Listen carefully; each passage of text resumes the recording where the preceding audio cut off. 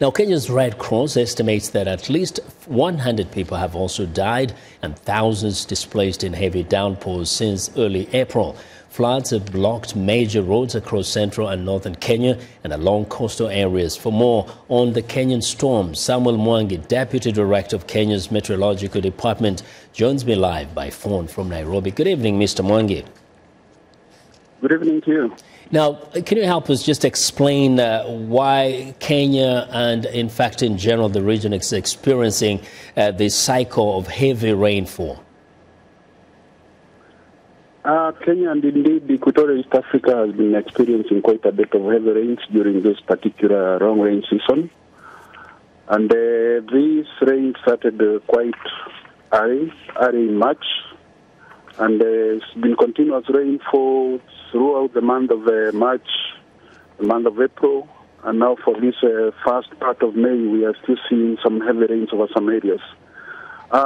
This is resulting from the fact that we have the weather generating systems in place, and a slight warmer Indian Ocean than is normal, which is encouraging moisture influx into the Equatorial Eastern Africa region, and a combination of a number of factors. The fact that the almost semi-monthly cycle that propagates from west to east and gives us convection belts that move west to east, has also been in phase for much of this period, producing fairly good heavy rains across much of this region. Now, the flooding we're seeing, is it because of just the heavy rains, or also because of lack of proper drainage systems, or even certain precautionary measures that could have been taken?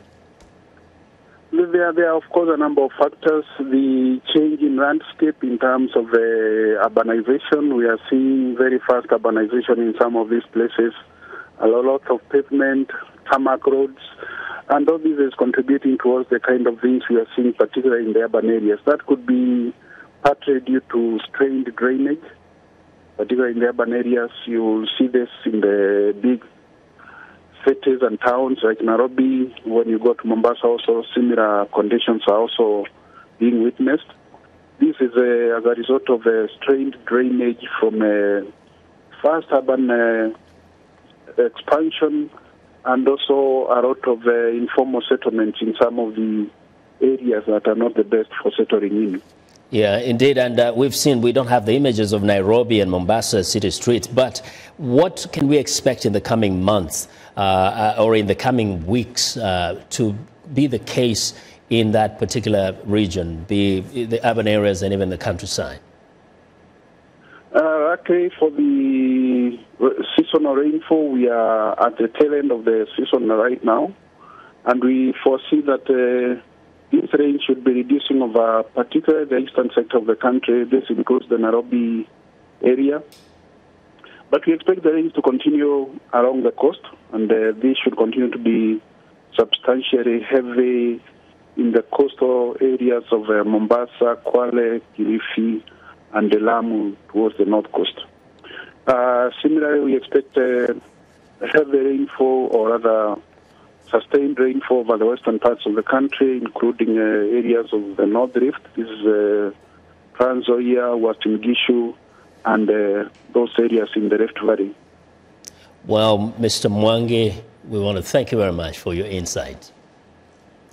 You're welcome. Thank you. Samuel Mwangi is Deputy Director of the Kenya Meteorological Department.